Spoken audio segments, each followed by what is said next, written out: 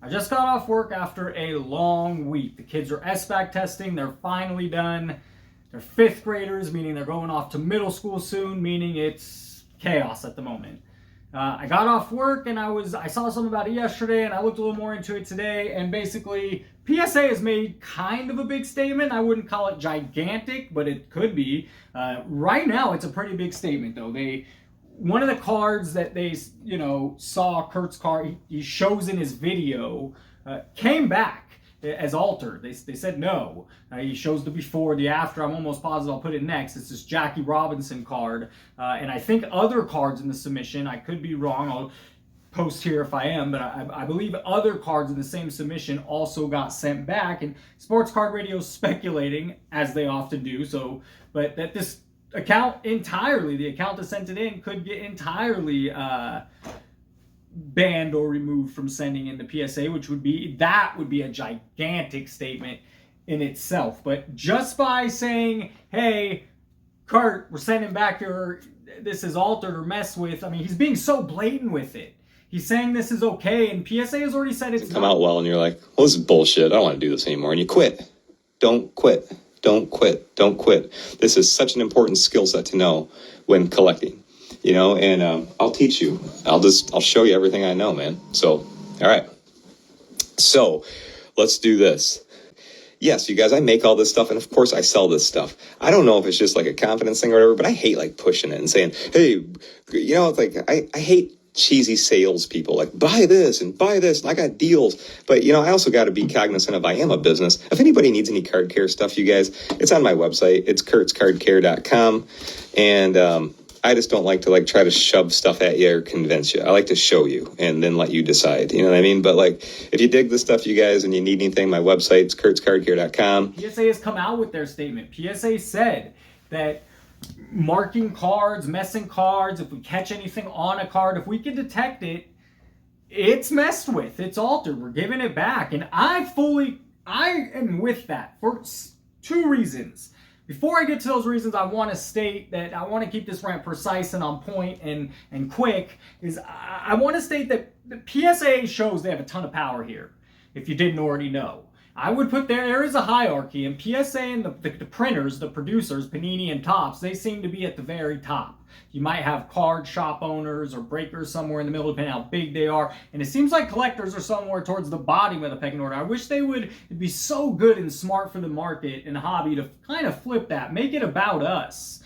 Instead of all these, they're making so many big moves so they can make money off these people at the bottom. And I wish it was flipped and more about, man, why isn't Panini, Topps, whoever, printing cards, and every time you go to a Laker game, A's game, you literally get a card, a pack, whatever, a couple packs. They're game packs. I mean, they should be, there's so many things they could do to put us first, but they don't. That's for another topic or story, but I am glad that they're putting the hobby first and saying, no, man, stop preaching this is okay, stop saying it's all good, and again, I'll get to the reasons why I think it's not.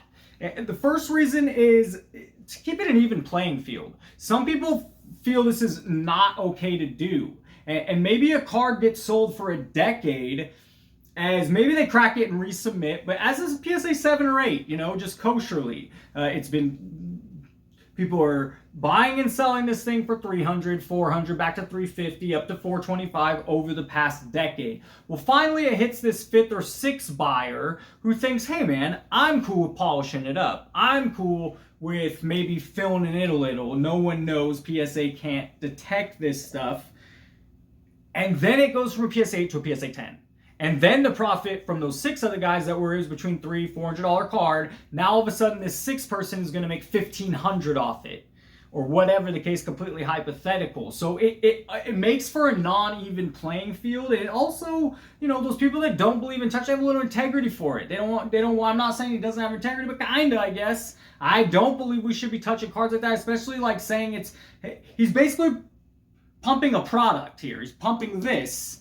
That's why he's doing this. He's making his product's not cheap either. It's like $70 for his kit, and it's not a one-time purchase. You run out of the kit, you buy more. The other reason is my bigger reason. It's a huge slippery slope. I mean, everyone, in my research for my previous video, which did pretty well for me, it had about 2,000 views, and that's high for one of my videos, at least for now. Anyways, I saw that everyone's line of demarcation is different. Everyone justifies a different line.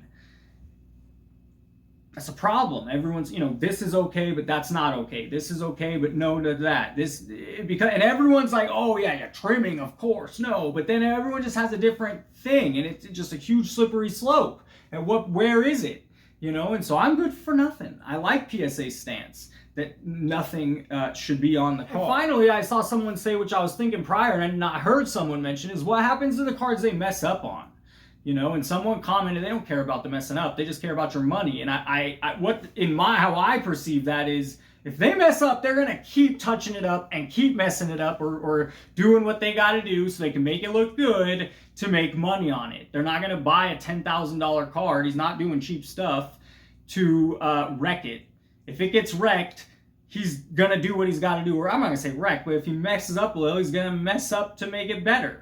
No doubt. And the things we're doing, we're putting cards in freezers, we're putting cards smashed between bricks, we're putting cards between plexiglass, where we're polishing them up. For me, do I have it? Yes. Whenever I've graded cards in the past, before I ever knew anything of this existed, still, it's like, if you have a cool shiny card, like boom, maybe you're gonna take a little cloth, microfiber, that's what it's called, right? Some, for your glasses, and other than that, we don't need to be doing it. That's my feeling. One of the two guys that, Darren Ravel and Jeff Wilson, on the opposite side. Jeff Wilson even challenged PSA. I think PSA should change their stance. What Kurt's Card Care has, tools to bump out something that looks like a hole or something, and you're not adding to the card in any way, whether adding wax or any type of material. I don't think PSA should have a problem with it. Look, guys, I am now in the camp that I believe cleaning a card should be okay. I want to see PSA actually rethink their stance on this. I appreciate Jeff Wilson's ambition. I also appreciate he's trying to change a lot, man. I'm going to reinvent how we buy stuff online. I'm going to redo that. He's really trying to be at the forefront of industry that has been the same way for 70, 80 years, and it had a huge change 24, 25 years ago when the internet came about in eBay. I mean, now there's other platforms you can buy and sell, but basically the same way. You purchase online, you get it in the mail, or you put it in, I guess the vault's a little bit of a twist, but overall, Jeff Wilson thinks that polishing a card or touching up a card certain ways, again, his line of demarcation is somewhere. Darren Ravel, I was shocked. I mean, I don't know, I can't put my finger on it. If you know, comment below, by the way. Is Darren Ravel a lifelong card person? Has he been collecting since 5, 10 years old as a kid? I got the feeling he was, maybe not. But again, he was all for, you could do stuff to the card, and I've given my reasons why. The uneven playing field, but the bigger one, it's just a huge slippery slope. If people are willing to do that to the card, what's next? He shows a lot on video. What are people not showing on video that are thinking this is okay? So anyways, I do think Ravel, Jeff Wilson, I saw, man, they were saying all sorts of things. One of Jeff Wilson's dudes, his colleagues, co-workers, henchmen, I don't know.